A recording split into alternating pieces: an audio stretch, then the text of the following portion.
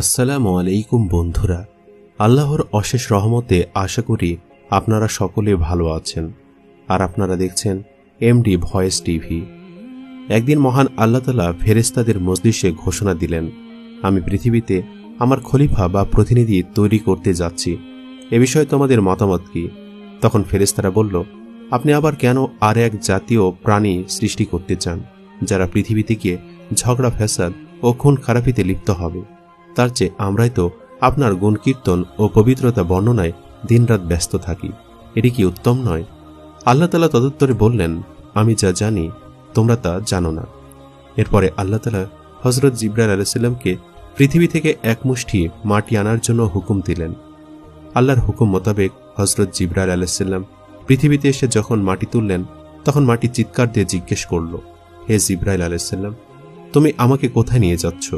তখন জিবরাইল আলাইহিস সালাম বললেন, তোমাকে আল্লাহ তাআলার আদেশে বেহেশতে নিয়ে যাচ্ছি।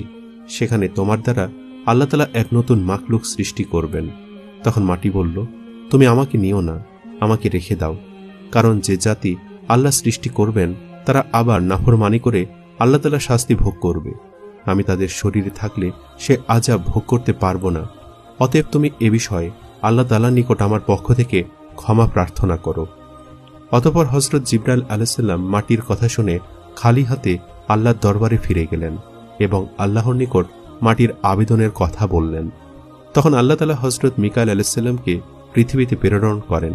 তিনিও মাটির কাকুতি মিনতির কারণে খালি হাতে আল্লাহর দরবারে ফিরে গেলেন। এভাবে ইসরাফিলও ফিরে গেলেন।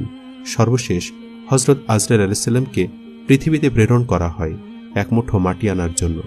তখন মাটি বলল, তুমি আমাকে নিও না, আমাকে রেখে দাও।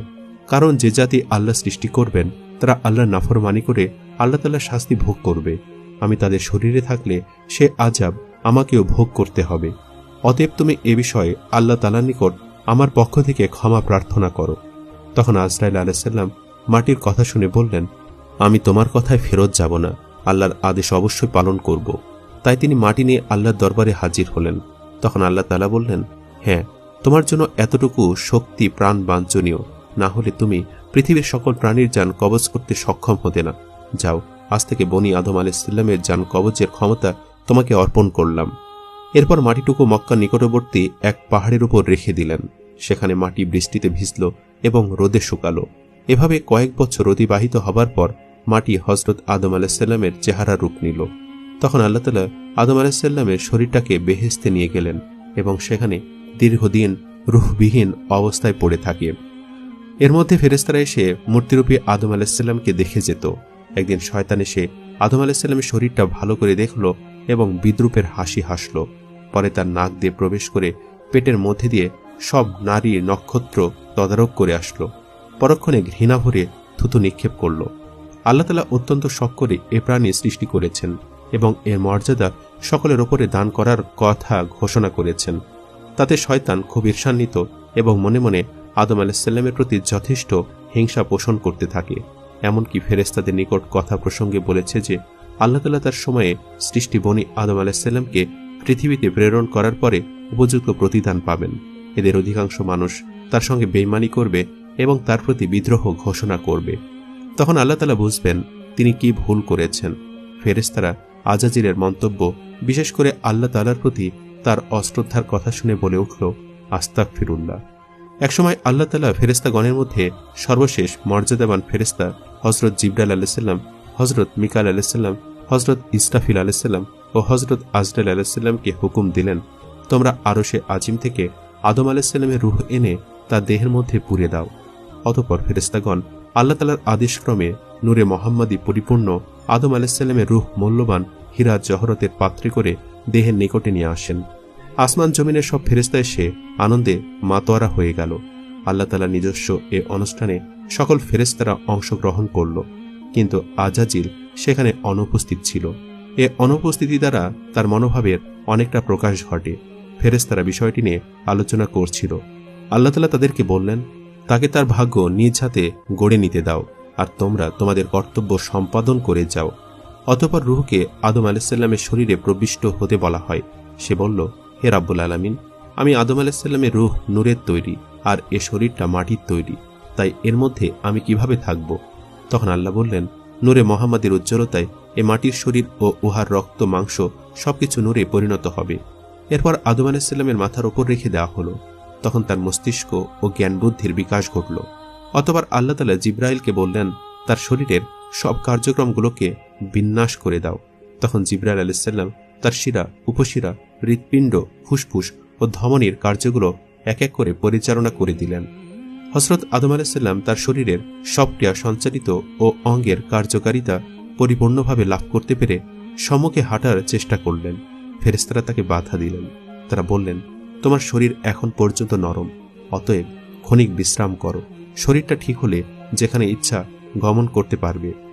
কিছুক্ষণ পর হযরত আদম আলাইহিসসালাম শরীরের পরিপূর্ণতা লাভ করে প্রথমে একটি হাঁচি দিলেন এবং পাঠ করলেন আলহামদুলিল্লাহ।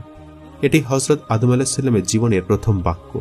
আল্লাহ তাআলা এ সময় বললেন, ইয়া রাহমুকুমুল্লাহ। পরবর্তী সময় মুসলমানদের জন্য হাসির পরে আলহামদুলিল্লাহ বলা এবং শ্রোতাদের ইয়া রাহমুকুমুল্লাহ বলা সুন্নাত হিসাবে গণ্য হয়। হযরত আদম আলাইহিসসালামের জীবন লাভ করার অনুষ্ঠানে জমিন আসমানের সকল ফেরেশতারা হর্ষোৎফুল্ল মনে হাজির ছিলেন। আজাজিলকে সেখানে ডাকা হলো। হযরত আদম আলাইহিসসালাম নিজ অস্তিত্ব লাভের শুকরিয়া হিসেবে 2 রাকাত নামাজ আদায় করলেন। ফেরেশতাগণের সকলেই আদম আলাইহিসসালামের সাথে নামাজ আদায় করলেন। অতঃপর হযরত আদম আলাইহিসসালামকে আল্লাহ তাআলার আদেশক্রমে জান্নাতুল ফেরদাউসে নিয়ে যাওয়া হয়। সেখানে হযরত আদম আলাইহিসসালামকে পূর্ণ স্বাধীনভাবে চলা, থাকা ও উপভোগের অধিকার দেওয়া হলো। হযরত আদম আলাইহিসসালাম বেহেশতের অফুরন্ত নিয়ামতের মধ্য থেকে দিনরাত শুধু ইবাদত বন্দিগির মাধ্যমে কাটাতেন। বেহেশতের হুর গোলমানেরা তাকে ভ্রমণের আনন্দ গ্রহণের জন্য নতুন নতুন পথ দেখালেন। কিন্তু হযরত আদম আলাইহিসসালাম কোনো কিছুর দিকে তেমন আকৃষ্ট হলেন না। শুধু ইবাদত বন্দিগি ও নীরবে বসে সময় কাটিয়ে দিতেন। প্রাণী জগতের চিরাচরিত স্বভাব থেকে তিনি মুক্ত থাকতে পারলেন না। তিনি বেহেশতের অফুরন্ত নিয়ামতের মধ্যে থেকেও সঙ্গী সাথীর অভাব বোধ করলেন। তাই তিনি নিরাপদ জীবন যাপন করে যেতে লাগলেন।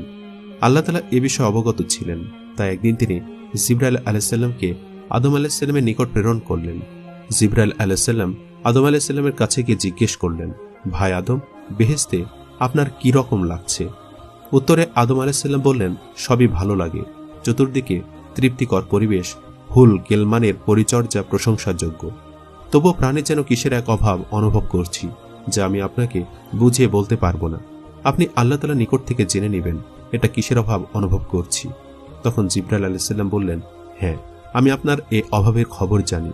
আল্লাহ তাআলা আমাকে এই অভাব পূরণ করে দিবার পদ্ধতি বলে দিয়েছেন। আমি শীঘ্রই সে ব্যবস্থা গ্রহণ করছি। এ বলে জিবরাইল আলাইহিসসালাম সেদিনের মতো চলে গেলেন। পরের দিন ফজরের পূর্বে জিবরাইল আলাইহিসসালাম আল্লাহ তাআলার নির্দেশক্রমে হযরত আদম আলাইহিসসালামের ঘুমন্ত অবস্থায় তার নিকট এসে বিনা অস্ত্রোপচারে কুদরতি কায়দায় তার বাম পাজরের একখানি হাড় বের করে নিলেন। অতঃপর উহার উপর রক্ত, মাংস ও চামড়ার আবরণ দিয়ে সজোরে ফুঁক দিলেন। অমনি এক অপরূপ নারী আকৃতিতে পরিণত হল। অতঃপর তিনি দ্বিতীয়বার তার মুখে ফুঁক দিলেন। অমনি তার রূহ শরীরে প্রবিষ্ট হল। তৃতীয়বার তিনি যখন আরেকটি ফুঁক দিলেন, তখন সে নারী উঠে বসলেন এবং নিজের মুখে পর্দা দিয়ে লজ্জার অনুভূতি প্রকাশ করলেন। এ সময় জিবরাইল আলাইহিসসালাম হযরত আদম আলাইহিসসালামকে ঘুম থেকে জাগ্রত করলেন। হযরত আদম আলাইহিসসালাম জাগ্রত হয়ে সম্মুখে অপরূপ সুন্দরী, চন্দ্রের ন্যায় উজ্জ্বল এক যুবতীকে দেখে তন্ময় হয়ে সেদিকে তাকিয়ে থাকলেন। তখন হযরত জিবরাইল আলাইহিসসালাম বললেন, ইনি হলেন আপনার জীবন সঙ্গিনী বিবি হাওয়া। হযরত আদম আলাইহিসসালাম তার জীবন সঙ্গিনীর সুসংবাদ শুনে অত্যন্ত আনন্দিত হলেন। তার প্রাণের যে অতৃপ্তি ছিল তা যেন নিমিষে দূরীভূত হল। হৃদয়ের মাঝে অপরন্ত প্রেমের বানটিকে উন্নত তরঙ্গের ন্যায় চতুর্দিকে আশ্রে পড়তে লাগল। কি যে তৃপ্তি, কি যে আনন্দ, কি যে মায়া তখন তার অন্তরে বিরাজ করছিল, তার বর্ণনা দেওয়া কারো পক্ষে কোনোদিন সম্ভব নয়। কথিত আছে, পৃথিবীতে আল্লাহ তাআলা কয়েকজন নারীকে অপরূপ সৌন্দর্য দান করেছিলেন। তাদের মধ্যে বিবি হাওয়ার সৌন্দর্য ছিল অন্যতম। হযরত আদম আলাইহিসসালাম দীর্ঘ সময় বিবি হাওয়ার পানে তাকিয়ে থেকে তার নিকটবর্তী হওয়ার উদ্দেশ্যে সম্মুখে অগ্রসর হলেন। তখন জিবরাইল আলাইহিসসালাম বাধা দিয়ে বললেন, তাকে বিবাহ বন্ধনে আবদ্ধ করার পূর্বে তার নিকটবর্তী হওয়া আপনার জন্য জায়েজ নেই। অতএব প্রথমে আল্লাহর দরবারে বিবাহের জন্য আবেদন করুন। অতঃপর হযরত আদম আলাইহিসসালাম জিবরাইলের শেখানো পদ্ধতিতে হাওয়াকে বিবাহ করার জন্য আল্লাহর দরবারে আরজ করলেন। আল্লাহ তাআলা হযরত আদম আলাইহিসসালামের আবেদনের পরিপ্রেক্ষিতে আদম হাওয়ার বিবাহের মঞ্চ ঠিক করার জন্য ফেরেশতাগণকে হুকুম দিলেন। ফেরেশতাগণ অত্যন্ত আনন্দ সহকারে স্বর্ণ, রৌপ্য হীরা জহরত ও মণিমুক্তা দ্বারা এক বিরাট মঞ্চ তৈরি করলেন। এই মঞ্চটি তৈরি করা হল বেহেশতের মধ্যকার সবচেয়ে আরামের জায়গায়। তুষা নামক ছায়াদানকারী এক বিশাল বৃক্ষের নিচে সকল ফেরেশতাগণকে দাওয়াত দেওয়া হল এই বিবাহ মজলিসে। আল্লাহ তাআলা আরশ থেকে এ মঞ্চ পর্যন্ত সব পর্দা উঠিয়ে দিলেন, যাতে সব ফেরেশতা ও আদম হাওয়া যেন বেহেশতের মধ্যকার সবচেয়ে অধিক তৃপ্তিকর জিনিস আল্লাহ তাআলা দিদার লাভ করে অশেষ আনন্দ উপভোগ করতে পারেন। অতঃপর আল্লাহ তাআলা স্বয়ং সংক্ষিপ্ত খুতবা দান বিবাহের কার্য সমাধা করে দিলেন। বিবাহের খুতবায় আল্লাহ তাআলা যে কথাগুলো উচ্চারণ করেছেন তা সব প্রশংসা একমাত্র আল্লাহ তাআলার, গৌরব ও অহংকার তার ভূষণ। নবী ও রাসূলগণ তার প্রেরিত বান্দা, তাদেরকে মানুষের মুক্তির দূত হিসাবে প্রেরণ করা হয়েছে।